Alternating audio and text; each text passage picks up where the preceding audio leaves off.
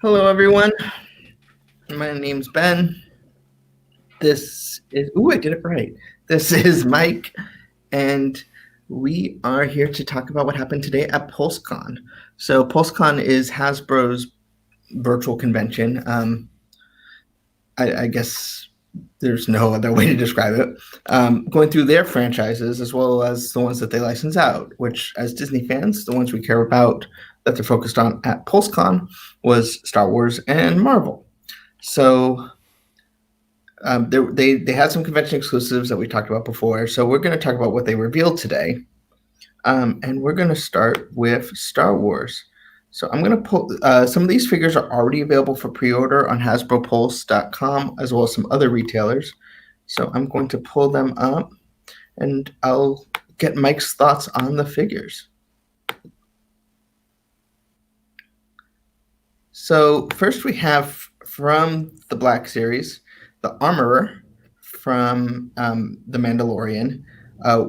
This is currently a Pulse exclusive. However, she will be available mass market. However, she will not come with these special accessories when she's fully available. And what do you think? Of the announcements and reveals today, this is probably the one I'm the most excited for, and the one that I can't wait to get my hands on. It's a character that I don't already own in the Black Series, as it hasn't been made before, and it's not just like a character that's appeared a bunch of times and got a new sculpt or something. It's a brand new character, very cool character introduced last year in the Star Wars canon, and I think everybody who enjoyed this show has been excited for this figure to come around. It's really cool to see her molding the Mandalorian's helmet there in the kiln or whatever. That's pretty sweet. Yeah, this is a really cool character. It's nice to have it in the Black Series. We can see all the detail. Obviously coming from the Mandalorian, which is the hottest thing in Star Wars right now. I mean, because it's the only thing in Star Wars right now. Right. But I think we're all very excited. The deluxe edition does come with this premium box. Once again, it is available already on the HasbroPulse.com. Sweet. So, well, I guess I kind of started with the lead there. They also did some reveals from the Vintage Collection, which is their what is it, 3 3/4 inch. Mm-hmm. Sort of retro line, obviously with a Kenner Kenner backing, and the retro stylings. This is the battle droid from Episode 1. Yep. I don't know what else to say about that. Got some new deco in the face and kind of updating the look. Yeah. Amidala, also from Episode 1, obviously.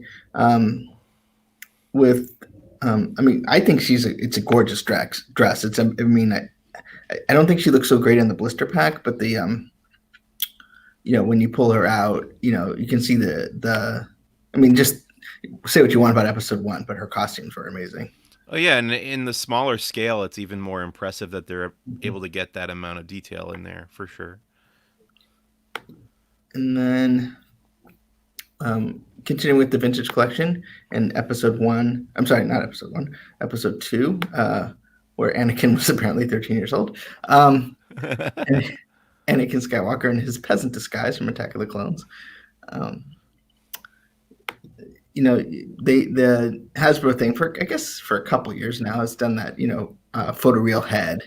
So it's, getting the Hayden look with the Padawan, I don't know, what do you recall that tail? Braid, I think. Yeah. And then the soft good cape, which is kind of cool. It's nice to not see him just in a sort of Jedi outfit. So kind of a new look. Yeah. And then also from the Vintage Collection, a TIE Fighter pilot from Return of the Jedi. Yeah, it's weird that it was like 3 prequel figures and then 1 original trilogy figure in that wave. That's odd, but okay. Yeah. We'll have more about the Vintage Collection when we talk about Haslab, but back to the Black Series. Yeah, this is the one that got the biggest reaction on our Twitter when we tweeted the image as it was coming out, as the news broke. It's Dark Side Vision Rey from Rise of Skywalker, and somebody was pointing out that they don't have her with their mouth open, so you could see those like shark teeth. Which you think they would have done that, but I would say it's available on HasbroPulse.com, but as you can see, already sold out of initial orders. I'm sure there'll be more coming in, or you can get from another retailer. yeah. What's interesting is, due to COVID, they are now doing digital rendering. So this is obviously done in the computer, but is what she should look like when we finally get her. Yeah, as you said, you get all the characters over and over again. So it's nice that it's not just, Rey with a different armband. Right. Yeah, one of my big, not complaints, I guess, but observations about the sequel trilogy was that I always loved in the original trilogy, like all the main characters had different outfits in each movie, so you had an excuse to buy like Luke in the Hoth gear and Luke in Dagobah gear and then Endor gear. But Rey's costume always seemed like pretty much the same to me through all three movies, so it is cool to get a completely different looking Rey. And then this is Return of the Jedi Boba Fett, which I love the design of the Boba Fett Mandalorian armor. It's really cool, but I never got the big deal about needing all the different versions. But yeah, I guess his like wrist gauntlet things are different, are red now instead of a teal color or whatever they were in Empire Strikes Back. And he has the weapons that you see him use on the Jabba's skiff in Return of the Jedi. This cable that wraps around Luke Skywalker and the flamethrower, and he's got a different color jetpack as well. But it's one thing that we say, oh, how many Boba Fett figures do we need? Obviously, new collectors come in all the time, and they're gonna want a Boba Fett. But right, yeah, at least they found another way to attack it. right. Moving forward from action figures for just 1 second, we got the Force FX Elite lightsaber for Ahsoka Tano from the Clone Wars. Yeah, and I just with the legacy lightsaber that's coming to Star Wars Galaxy's Edge. I just reviewed my very first Force FX Elite lightsaber that Hasbro sent over for us to look at. It was the Darth Revan one, and it's really, really cool. It has some really neat effects, and it has a nice feel to it and stuff. So fans of Ahsoka Tano are going to want to pick up this one. Can change his color, as a blue, yellow, and green, I believe. Mm. And you just change out the kyber crystal. And I don't think it. I think the kyber crystal itself will change colors. Oh, that's how the Revan one works. So got it. That makes more sense. Yeah. Okay. Then going back to action figures, the character we've been waiting for. Actually, it seems like a lot of people have been waiting for this because this is the first time that Jar Jar is appearing in the 6-inch Black Series, which is crazy because it's been going for like 7 years, I think they said. And Jar Jar is a pretty heavily featured character, at least in one of the movies. So, first time Jar Jar Binks. And I'm not the biggest fan of Jar Jar Binks, but it looks like a really nicely designed and molded and painted figure. Yeah, and the painting detail on his neck and his arms, I think, is really cool because he's not. He's got that sort of texture to him, and it's nice that they're able to bring that to life. In the 6-inch with his shield and everything. Yeah, nice. And the prequels are 20 years old now, so there's people that grew up with the prequels, and he's, as you said, he's such a big part of Episode 1. It's just it's just mind blowing. Even though he participates in the Clone Wars too, he's not he wasn't forgotten. Right. Then we got a couple troopers. This is the Phase 1 Clone Trooper, and I think this is Black Series, right? So this is the 6-inch. It's just like the first time you see the Clone Troopers in Episode 2, Attack of the Clones. This is what that's representing. And then, obviously these guys are kind of known for troop building. You buy a bunch so you can have them all set up. Same thing with this. Yeah, you have the Incinerator Trooper from Mandalorian. The history of this character is really interesting because it first showed up in a game called Star Wars: The Force Unleashed, a video game, and then I think Jon Favreau was a fan of that or something, and he said like, "Well, can't we have that flamethrower trooper in the Mandalorian?" So they actually like made the armor, probably just painted existing Stormtrooper armor that they had, and brought that character into the current canon because Force Unleashed is not part of the current canon. So now the Incinerator Trooper is in the Disney era Star Wars canon from the Mandalorian, and then it's got its own Black Series figure. Pretty cool. And then the other thing that's available now, but not, well, I shouldn't say available now. The other thing that they revealed that you can order now is this, the Haslab Project. So this is one of those things where you pre-order it, and then if they reach a certain threshold, you can get them. But it is, I keep on calling it the Falcon's Crest, but that's something completely different. The Razor Crest from Mandalorian. Yeah, so this Haslab subdivision of Hasbro, it's kind of like for the larger, more intricately detailed projects, and they put out that big Jabba's sail barge a couple years ago, and now they want your pledges that you're gonna buy this Razor Crest from the Mandalorian. This is one of the coolest things about it, though, is it has the armory, the basically the whole collection of weapons that you see on the show, but each and every one of those weapons can come out of that and is able to be, posed in the action figure's hand. So I think that's really, really cool. And they need 6,000 people to pledge $350 so that they can make this before November 9th, I think it was. And what are they about up to? an hour or two in, they're about two-thirds of a third of the way there. So, and they said if once they get past 6,000, they'll start adding bonuses for however many pledges they get. So that'll be cool if it comes with, this version already announced comes with a Mandalorian Din Djarin figure with a cloth cape in his Beskar armor, they said, and then I'm guessing they'll add the child as one of the pledge bonuses or something. I also think it's interesting to have a refresher. Yeah, well, is this maybe the first ever Star Wars toilet ever crafted in a play set or action figure form? I think so. I haven't looked at the katana in detail, but yeah, I don't think there's a toilet in there, but there should be because the thing probably smells already. But yeah, I think they call it the vac tube in the show, or the refresher as they call it in Galaxy's Edge. But yeah, that's the Razor Crest toilet there that they're gonna make. It's just a cool looking ship, and I'm pretty sure it's like to scale with the figures as it would appear on the show, and they've mapped out where everything should go. And then it's just it could come apart like when you saw the Jawas taken apart in the second episode of the series. And that helps you see inside and stuff. And it's great for like staging. You want to play with your characters. If you got to kind of sneak them in the door, it's a little harder. But this way you can kind of remove the fourth wall. And yeah, it's pretty sweet. And they said, the other thing they said was that they haven't made a lot of figures from the Mandalorian in the vintage collection yet, the 3 3/4 inch scale, which this would be. But if this gets funded, they're gonna make more to help you populate the ship.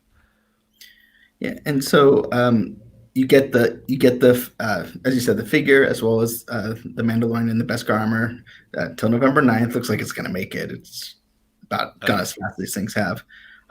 20 inches wide, 30 inches long, and I did want to just highlight that as of now there's 2 unlocks, but we don't know what they are yet. At 8,000 backers and 10,000 backers. So probably once we get it funded, I'm sure that will reveal what those are to kind of pique extra interest. In the other thing I would like to have them include is the carbonite blocks. That would be another guess that I would think would be a good idea to include those things. That'd be cool. It does have the carbonite chamber you can kind of go in. Yeah. So great. So I'm gonna just so far of the stuff that's available, what's your favorite, and what's the thing that makes you most excited, and what's the thing that you don't care so much about? I guess the 2 things from the Mandalorian are the most exciting to me. The ship, Razor Crest, and then the Armorer from the Black Series.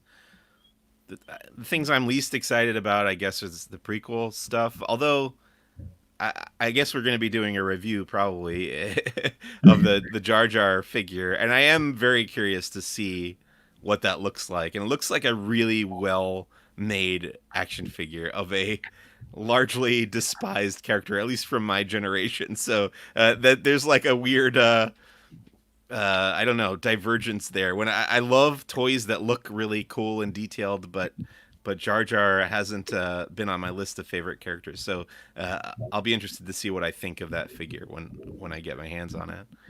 So a couple years ago, they did the archive collection, which was bringing back characters they already did, updating usually, but for a way of people that weren't able to get them when they originally launched. Kind of took a break for the Empire's 40th anniversary collection this year, but they're bringing it back with 4 characters: Luke from Hoth, Han from Hoth, the clone Commander Cody, as well as Grand Admiral Thrawn. Yeah. What I thought it was interesting about these was the 50th anniversary Lucasfilm logo, which they teased about, going forward, but we don't quite know all the details of what that celebration is going to be like. Right. And then the other interesting thing is that the previous version of the Hoth Han Solo figure had a blue jacket, which is, there's this ongoing controversy of what color that costume was in the movie. And apparently it was really brown. It just looks blue for whatever in the movie and in the photography from the set and stuff because of the lighting, I guess. But now they've made this alternate version with the brown jacket, so you can have both versions if you want. The previous one came with the Tauntaun, and that's the one that I have. So I don't know if I need to update the color of the jacket, but there you go. And the Luke also has like a less bruised up face, so it's before he gets hit by the Tauntaun. Kind of matching by the Wampa. Kind of matching the Wampa that they released as a Hasbro Pulse exclusive. That's a little less bloody. Exactly. So this is yeah, go ahead. The Star Wars Holiday Collection. So it's Stormtroopers in various holiday garb. Each one is a retailer exclusive to a particular store. This is the Walmart Snowtrooper Holiday Edition with the little porg with the scarf. I think that what makes these are the little, I don't know what you call them, friends over here, buddies. Right.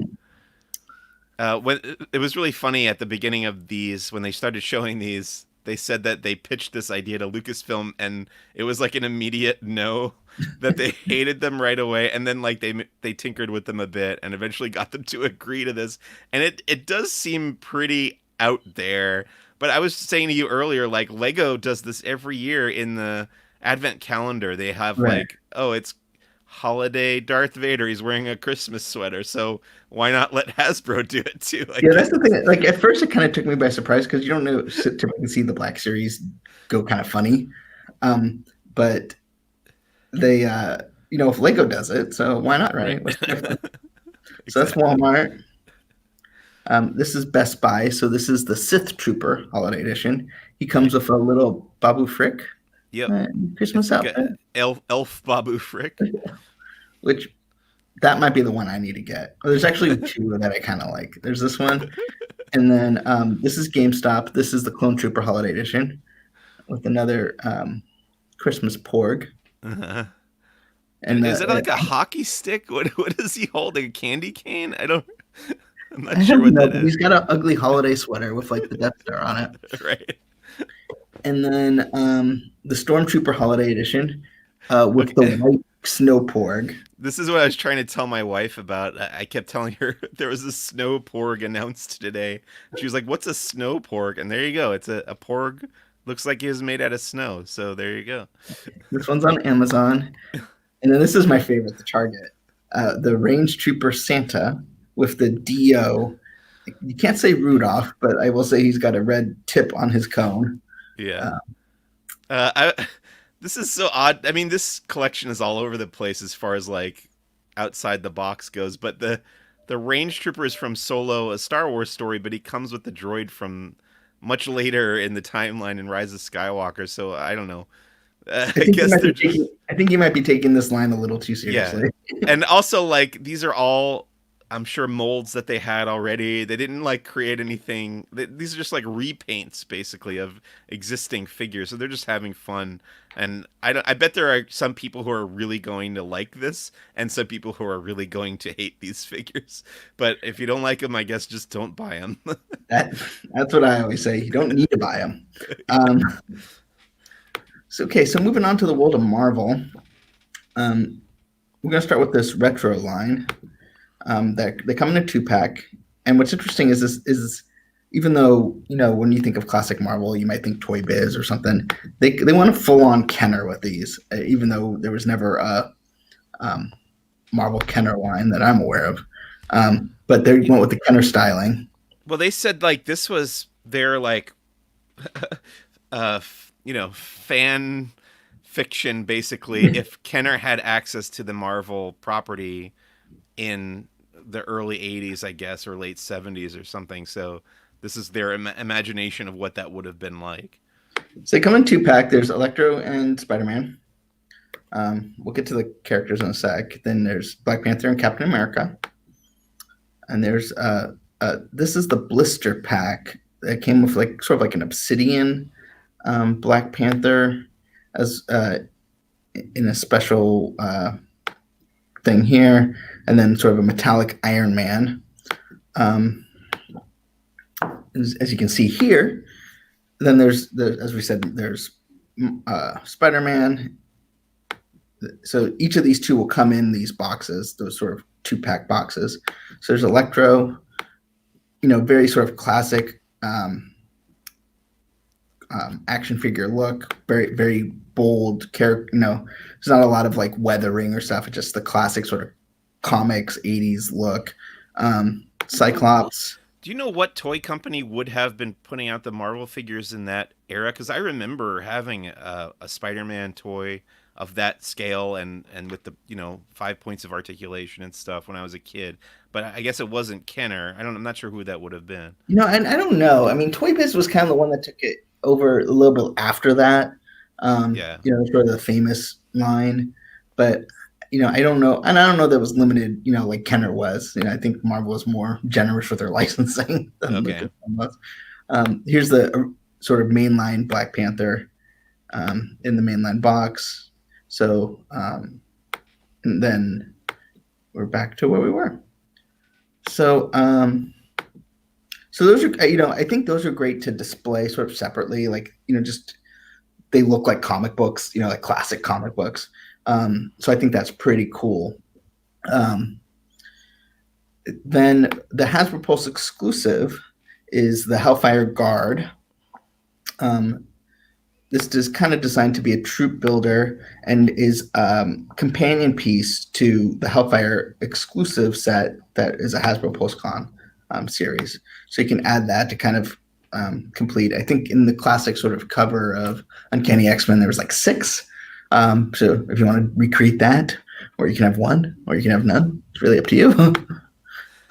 This whole concept of troop building, whenever this started happening, the toy companies must have been jumping for joy, Right. Because like, okay, fans are gonna buy dozens and dozens of copies of the same action figure. We'll actually talk about something I think is kind of cool later, what they did with the Build-A-Figure. But this is the fan vote, which is Silk, from the Spider-Verse world. A fairly new character. She has the bandana that can go over her mouth. That she has the 2 heads, one with the bandana over her mouth, one with the down. Got webbing, multiple hands. So she's pretty cool. She's available now.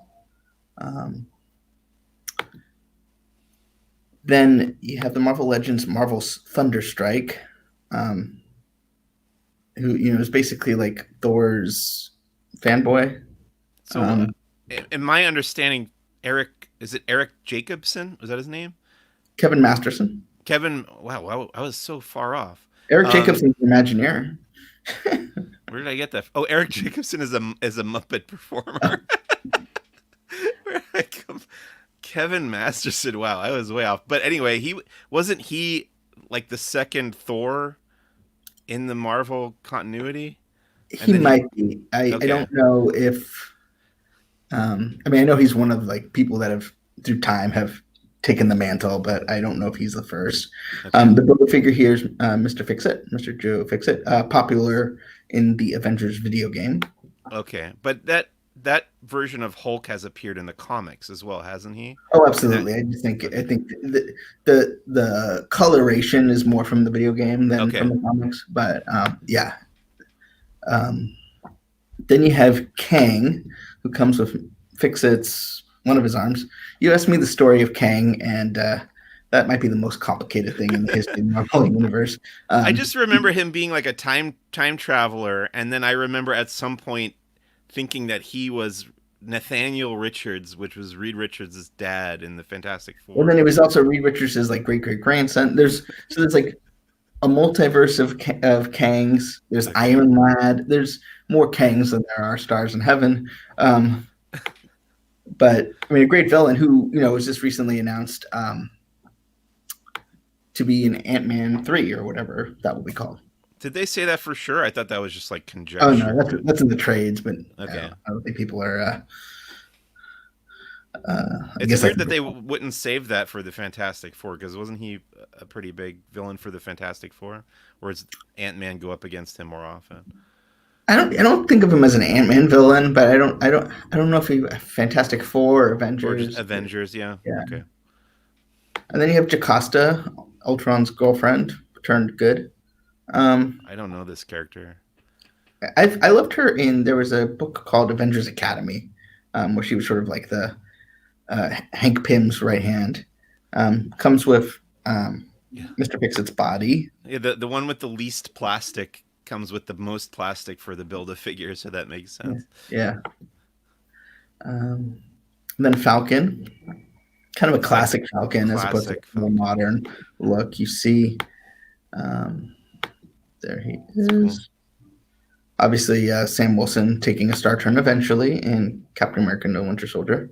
Then two characters based on the Marvel's Avengers gamerverse, with the stealth Captain America, which I think is really cool with the black and the gray. And it's interesting, they did the sort of photoreal head on a non-photoreal person. The visual from the Right. video game.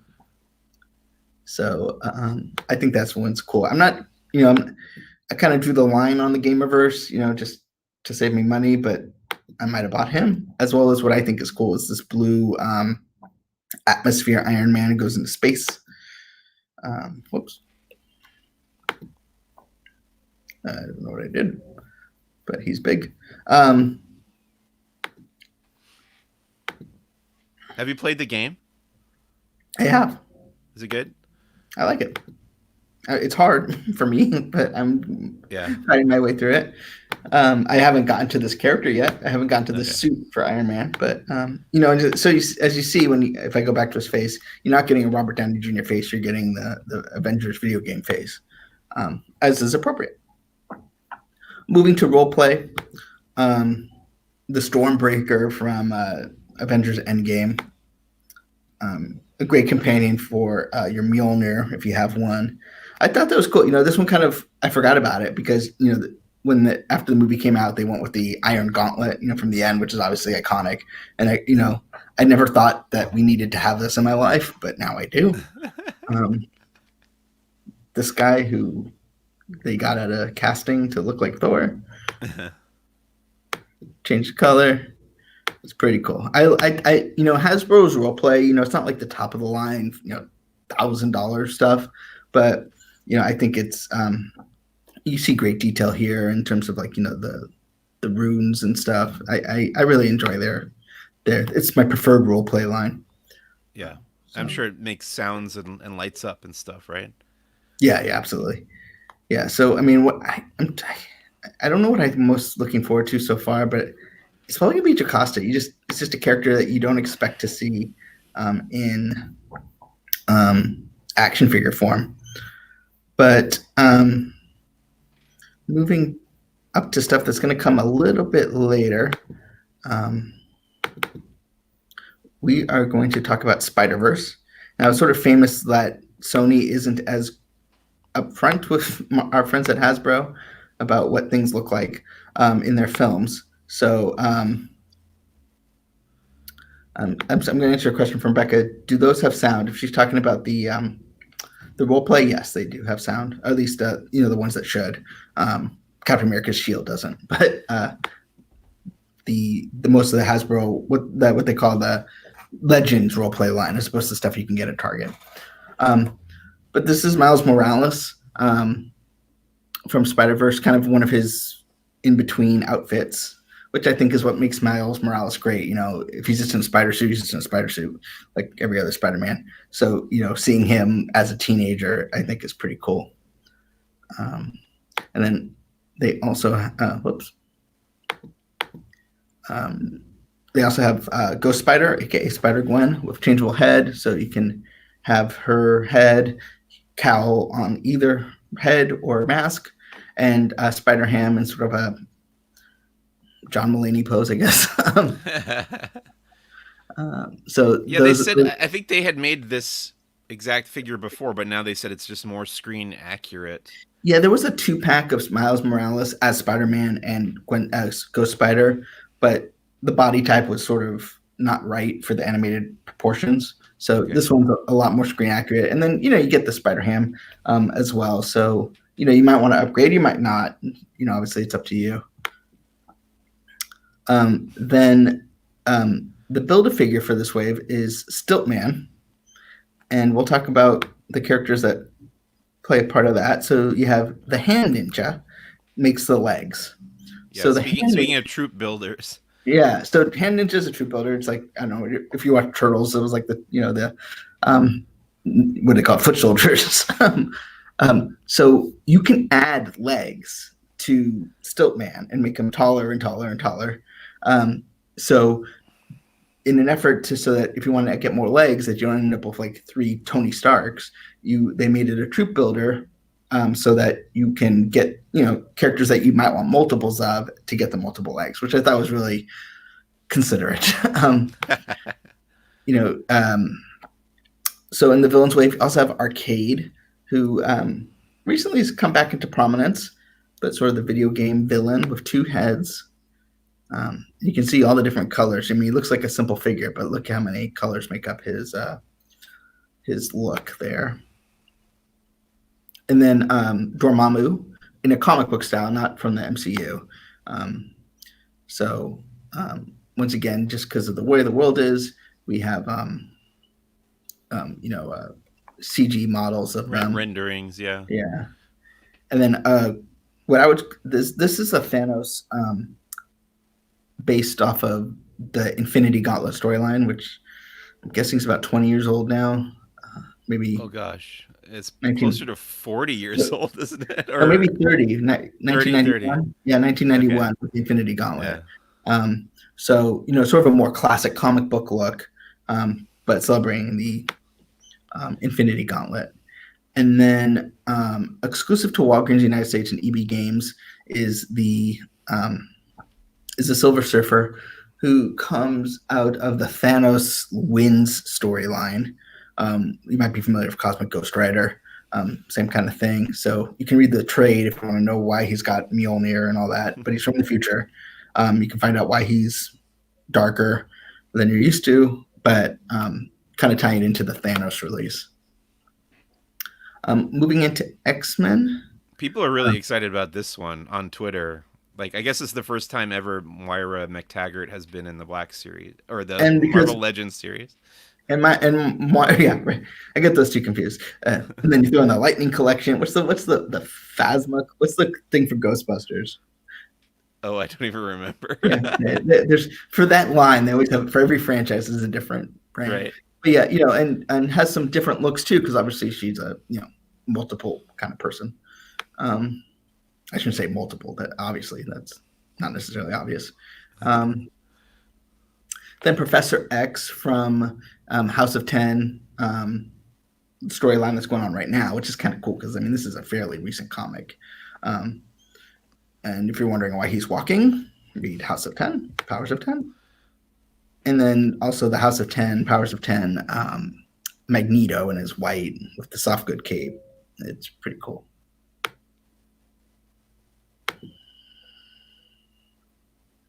Then you got some more retro figures in the 6-inch, so they're still the legend size. They're not like vintage collection, but they're still the bigger size. You got Gambit in a very X-Men animated series style.